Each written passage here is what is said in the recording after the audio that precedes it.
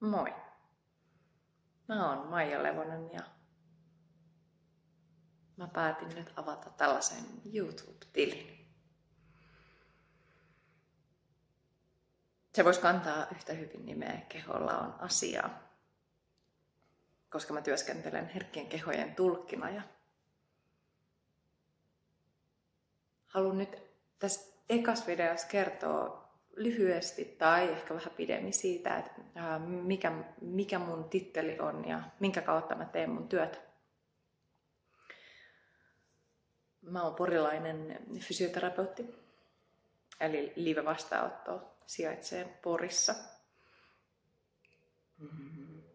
10 vuotta toiminut yrittäjänä ja alun perin lähtenyt tälle omalle matkalle yrittäjänä omien 3 lapsen syntymän jälkeen, kun äitiysfysioterapia veti mennessään sellaisella palolla, että kun sitä ei ollut olemassa. Eli mä oon aloittanut mun yrittäjyyden äitiysfysioterapian pioneerina kollegoiden kanssa. Me tuotiin se Suomeen isomman ihmismäärän tietoisuuteen ja oma polku lähti sieltä lantionpohjaan ja vatsalihasta erkauman kautta.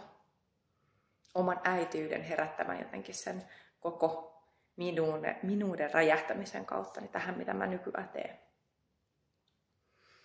Mä työskentelen yhä edelleen äitien kanssa, mutta ennen kaikkea mä työskentelen ihmisten kanssa. Tyypillisimmin ihmisten kanssa, jotka on väsyneitä, kuormittuneita. Ehkä mä haluaisin sanoa, että vahvuuteen sairastuneiden kanssa. Sellaisten ihmisten kanssa, jotka ei jaksa enää pinnistellä. Äitiysfysioterapia kuljetti mut fasciaterapian opintoihin ja manuaalinen terapia ja käsillä hoitaminen, koskeminen on ollut mun päätyö kaikki nämä vuodet.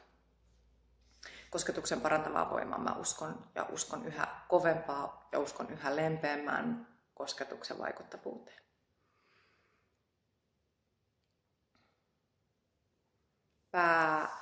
Pääkoulutus, mitä mä käyn tällä hetkellä läpi, on somaattisen liiketerapian 3-vuotiset opinnot, joista toista vuotta kahlataan nyt syvästi embryologian ja kehityksellisten liikemallien maailmassa. Eli mun tie on kulkenut tavallaan tällaisen somaattisen työskentelyn maailmaan, mitä mä yhdistän koko ajan siihen, mitä mä teen.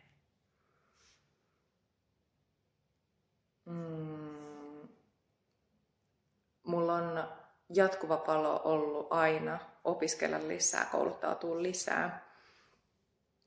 Mä oon etsinyt sitä, että mikä on se, kun tiukka länsimainen fysioterapiaboksi ei ole koskaan ollut mua varten. Psykofyysinen fysioterapia itsessään ei ole ollut ikinä sinällään mua varten, vaikka se viitekehys on mulle ollut aina sen, minkä kautta mä teen töitä. Mä oon opiskellut sekä henkiseksi valmentajaksi että ratkaisukeskeiseksi valmentajaksi 2 eri pitkässä koulutuksessa. Mä oon kahlannut läpi Embodied Authentic Flow, Embodied Yogan pitkät koulutukset ja sitten kiinalaisen lääketieteen maailmassa Yin Yogan 200-tuntisen koulutuksen ja etsinyt niitä reittejä, miten kaikki linkittyy toisiinsa. Erilaiset kipufysioterapian ja hengitysterapeutin koulutukset on siellä pohjana. Äitiyspuolella yksi iso sellainen kohtaamisen koulutus on ollut matka doulaksi ja sen kanssa nykyään työskentelen päivystävänä doulana. Vain ennen kaikkea ehkä koen, että kuljen siinä rinnalla, kun ihminen syntyy itsekseen aikuisena. Niin se on ehkä mun sellainen. Siinä mä oon sen rinnalla kulkija. Mä oon opiskellut paljon ja sellainen syvä ymmärrys anatomiasta vahvistuu toki vuosi vuodelta ja mitä enemmän mä tiedän, sen vähemmän mä haluan tietää silloin, kun mä hoidan, kosken tai työskentelen ihmisten kanssa. Vaan mua ennen kaikkea kiinnostaa se, mitä keho ehdottaa. suuri osa ihmisistä me eletään päässä, me halutaan tietää.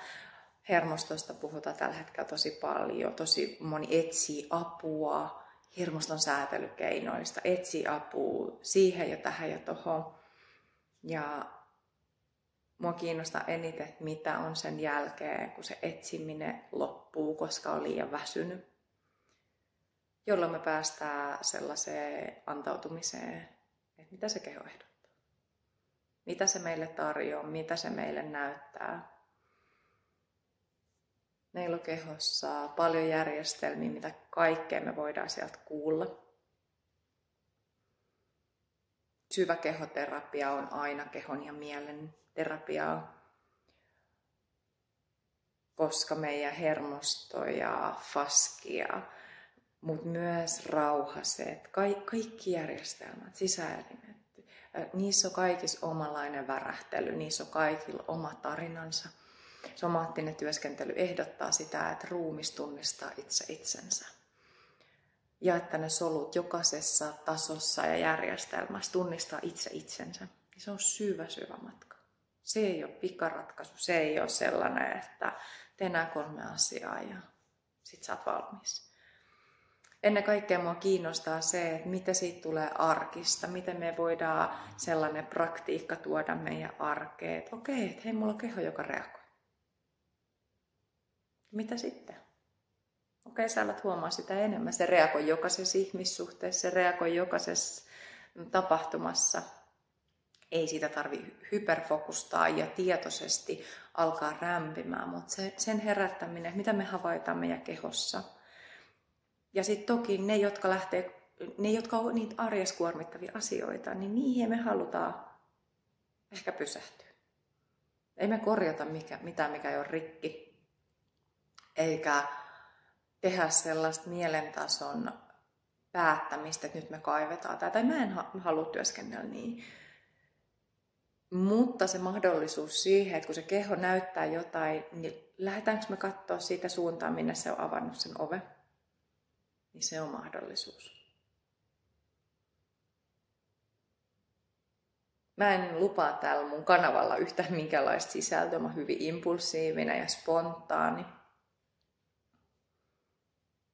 Mutta joku palo mulla on siihen puhua näistä asioista ääneen yhä suuremmalla volyymilla.